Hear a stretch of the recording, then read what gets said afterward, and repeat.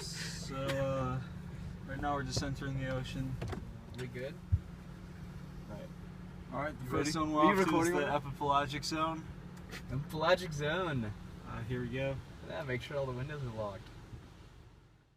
Hello class, I'm dedicating this part of the video to yellowfin tuna. First, I'm going to talk about the habitat. The yellowfin tuna is an epipelagic oceanic fish living above and below the thermocline at temperatures of 65 to 88 degrees. It's generally found in the upper 330 feet of the water column. Second of all, I'm going to talk about the biology and its distinctive features. The yellowfin tuna is shaped like a teardrop and is very aerodynamic in the oceanic waters. The yellowfin tuna is a very large species of tuna. The deepest part of its body is under its first dorsal fin, while tapering considerably towards the caudal peduncle. It has two dorsal fins that are present in adults. The second dorsal fin is very long, as is the anal fin, which is directly below the second dorsal fin. These fins become relatively longer in larger individuals. The pectoral fin is also long, reaching beyond the space between the dorsal fins.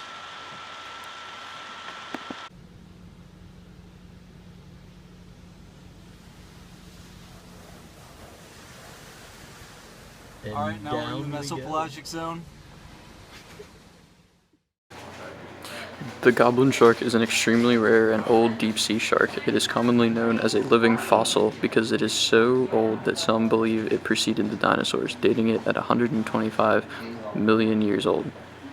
Some features of the goblin shark are a flabby body and small fins, suggesting that it is not a very physically active fish. Alright, we just hit the bathypelagic zone.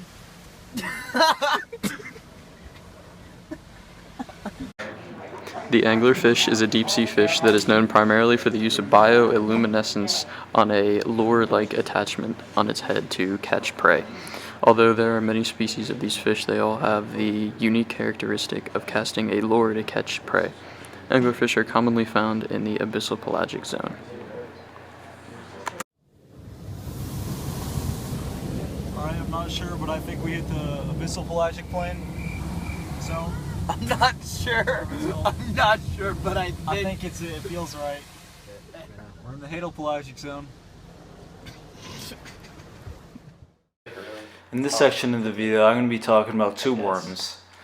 Giant tube worms grow up to 8 feet in length and have no mouth and no digestive tract. They depend on bacteria that live inside them for food. This type of relationship is called symbiosis. The bacteria actually convert the chemicals from the hydrothermal vents into organic molecules that provide food for the worm. The most noticeable characteristic of these worms is the bright red plume. This is a specialized organ used for exchanging compounds such as oxygen, CO2, hydrogen, and seawater. The bright red color comes from the presence of large amounts of blood.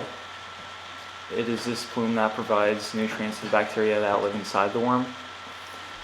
The outer tube of the worm is made from a tough natural substance called chitin. The Yeti crab has legs covered with long, pale yellow hair. It has proved to be new to science and classified as belonging to a new family of crustaceans. Being described as a decapod crustacean, the Yeti crab would be related to crabs, lobsters, and shrimp. However, close examination has revealed that the unique morphology, including a lack of eyes and provision of hair-like setae, as well as the genetic code of this organism, the Kiwa hirtara, does not fall within the boundaries of the previously described taxonomic group. This has led to the description and proposal of the new family Kiwadade, named after Kiwa, the Polynesian goddess of shellfish. This organism's purpose in the ecosystem is unknown, although after some observation it has been thought that due to the crab's arm hairs that they support a large colony of filamentous bacteria. In this segment you can see mussels. Now normally mussels are found in the epipelagic region of the ocean. However, mussels can still exist in the hadopelagic region, the darkest and lowest region of the ocean. They can do this by forming a symbiotic relationship with bacteria. The bacteria live off of chemicals in the water like sulfur. and they produce energy from that. In exchange for living in the mussels and providing a shelter for them, the bacteria allow the mussels to use them for energy and sustenance as they exist in the deep, dark ocean. In this region, we'll be talking about ice worms. Ice worms usually live down in the methane seeps in the hadopelagic region of the ocean. Very little is known about ice worms due to the fact that they were found fairly recently by scientists, but we do know by studying them that we have found bacteria in their digestion systems, meaning that they feed off of bacteria, suggesting a symbiotic relationship very close to mussels. Methane seeps or cold seeps are regions of the seafloor where reduced compounds such as methane and sulfide are released into sediment. Through the process of chemiosynthesis, these compounds support rich assemblages of organisms, sometimes distinct from those in surrounding sediment. Methane seeps are important because they led to the discovery of methanotrophic symbiosis and gave us hints to past climate changes through methane relay.